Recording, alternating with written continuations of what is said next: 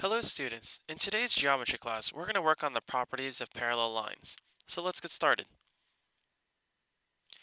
Start with a quick warm-up. You're given 2 times the quantity 3x minus 4 equals 16, and we want you to prove that x is equal to 4. So the way we want to get this started is first we would like to put in our first statement,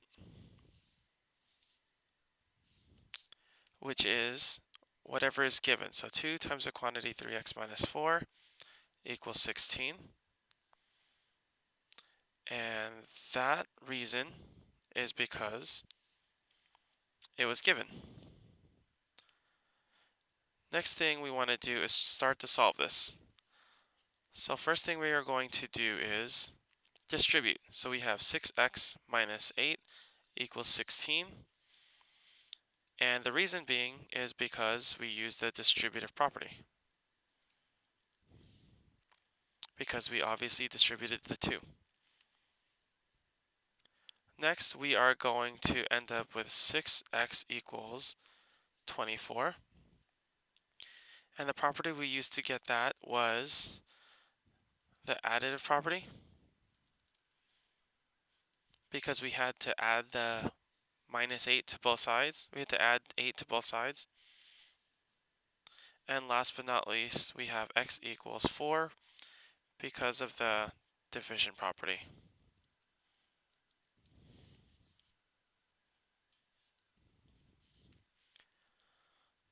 So let's look at our purpose. At the end of this lesson, you should be able to determine angles that are created using a transversal line. So one important thing to understand is we have a transversal line. And a transversal line is a line that intersects two coplanar lines at two distinct points. For example, for line T, which we are going to highlight in blue or trace in blue, that's our transversal line because it intersects two lines, line L and line M, at two distinct points, which is right here and right here. So let's look at a few angles. Now, alternate interior angles are exactly how they sound.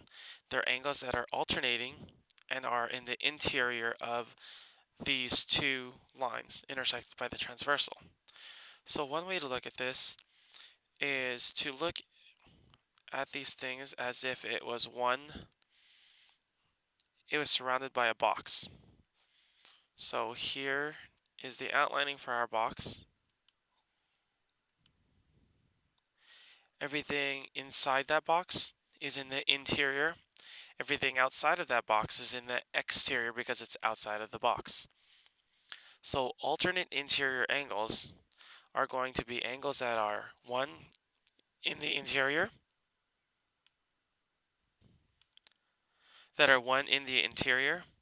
and two that are alternating. For example, angle 1 and angle 2 are alternate interior angles because 1, they're in the interior, and 2, they are alternating sides.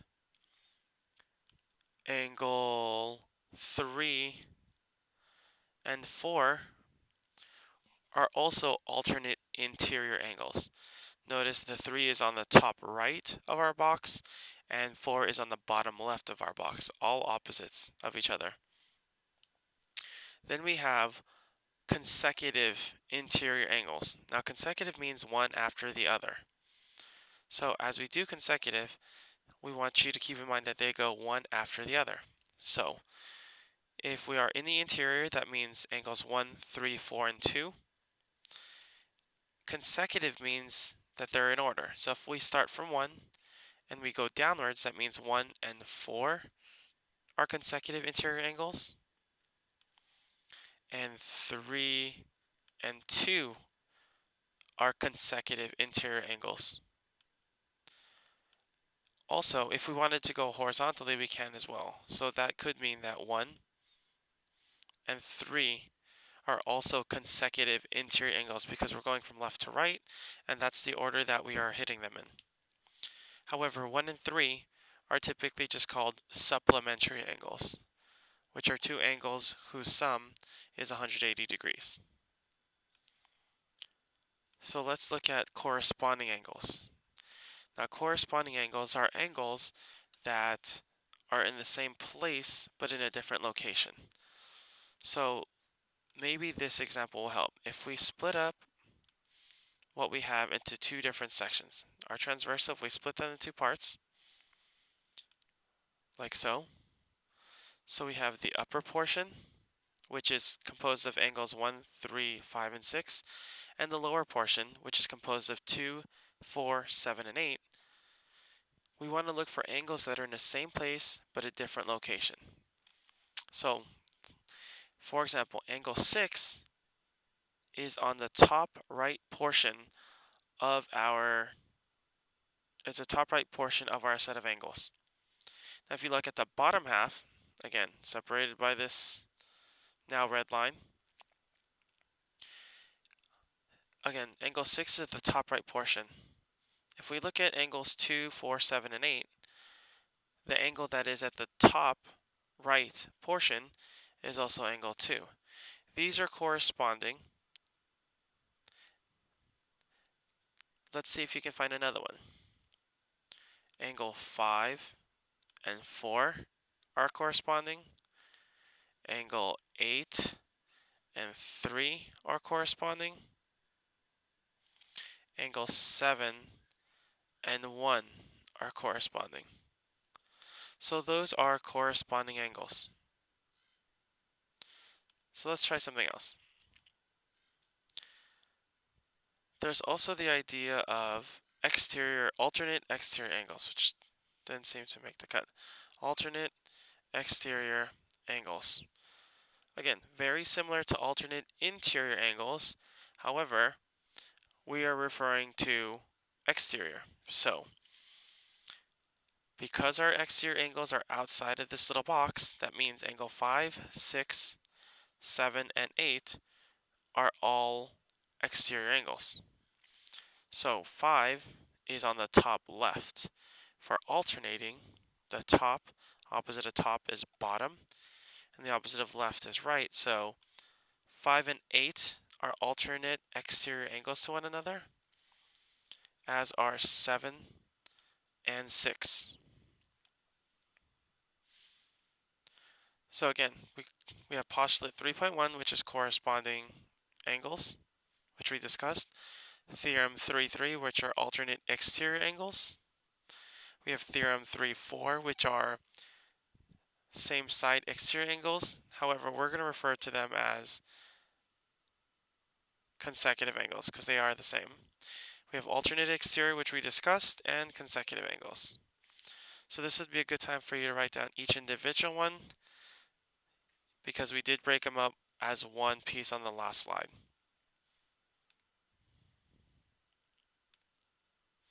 So let's do some practice. It says, can you name the types of angles you see and what numbers correspond to which? So you'll notice here that we have we have this listed as 50 degrees. Now angle 8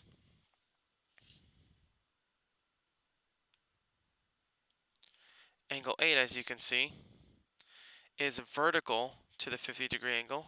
So we can see that angle 8 equals 50 degrees. Make sure you list your labels. We have angle 7. So this was 50. Angle 7 is supplementary to angle 8. Therefore,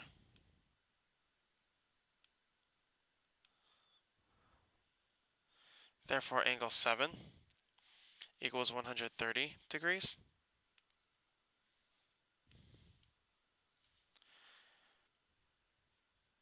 Okay, and then angle 5,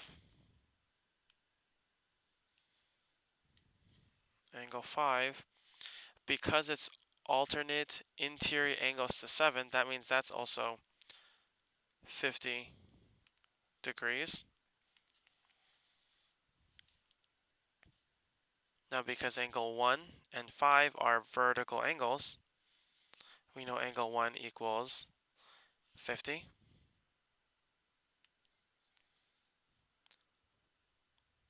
Okay, and because angle 1 and angle 3 are, oh, we can't assume that just yet. We'll talk about that in the next section. But as you can see, there's a series of angles that we're using in here. Can you name a set of alternate exterior angles?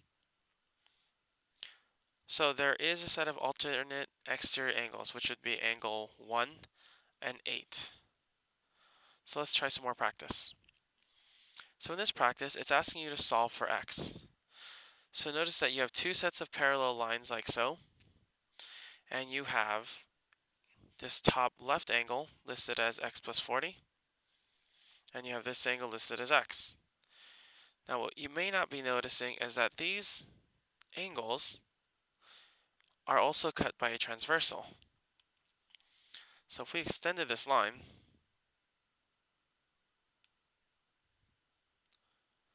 you will see that this is the same set of angles that we had on the last two slides. We have a transversal that is cutting two lines at two distinct points. So when we have consecutive angles, and these angles are attached to lines that are parallel, and you know that they're parallel because they have these two arrowheads here and here. Because those two lines are parallel and these lines are consecutive, that means that these two lines are supplementary. So if you added them, because supplementary means the sum of two angles are equal to 180, we would know that they were equal to 180 degrees. Doing some basic algebra, we find that x is equal to 70 degrees. Let's try example 2. Again, notice that 2 and 100 degrees are vertical. And again, the way that we note what vertical angles look like is because they will always cross like a T or like an X. So the angles that are diagonal of one another are always going to be congruent. Therefore, angle 2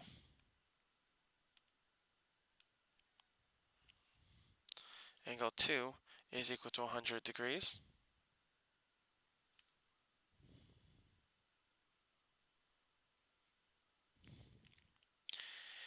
And angle 1 is, I'm hoping you'll guess, angle 1 is corresponding to angle 2. Notice angle 2 is in the top right position, angle 1 is in the top right position, and if those two lines that are cut by the transversal are parallel, then corresponding lines will also be congruent. Therefore, angle 1 is equal to 100 degrees as well. So let's try a two-column proof. In this two-column proof, we're always going to start off with our two columns.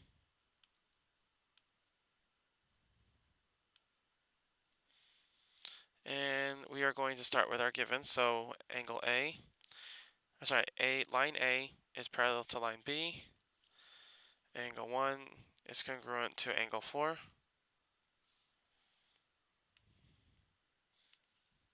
Hopefully you already know the first step is always the given. And we're supposed to prove that angle 2 is congruent to angle 3.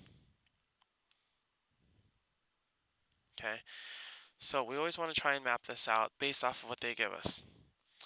Now, because the lines A and B are parallel, then that should mean that angle 1 plus angle 2 is equal to 180 degrees. That should also mean that angle 3 plus angle 4 equals 180 degrees. We're always trying to find a way to make the two things we're trying to prove link up. And the reason why we know this is because of the definition of supplementary angles.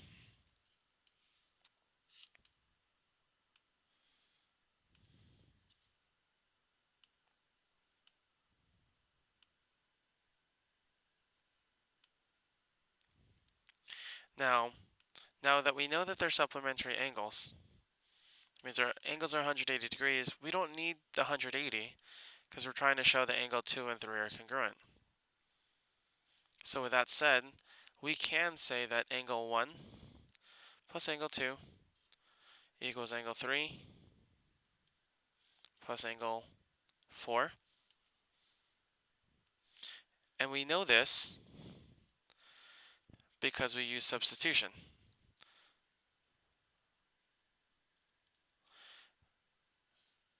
And we know it's substitution because if both of them are equal to 180 degrees, then you can set them equal to one another.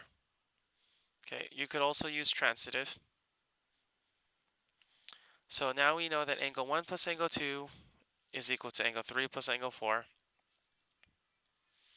Now, because angle 1 is congruent to angle 4, we can substitute those values for one another. So angle 1 plus angle 2 equals angle 3 plus angle 1. This is where the change happened. Again, angle 3 is congruent to angle 4. That means they're the same value. So in order for us to isolate the 2 and the 3, we have to get rid of angle 1 and 4 by saying that they're equal to one another, like we're showing now, and using the substitution property.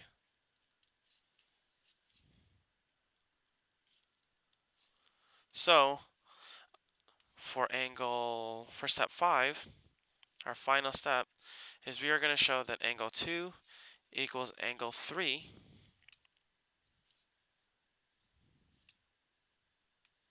because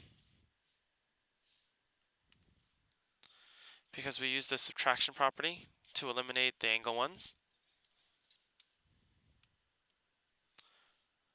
And that was our 2-column proof. Now it's your turn. Try solving these two problems on your own.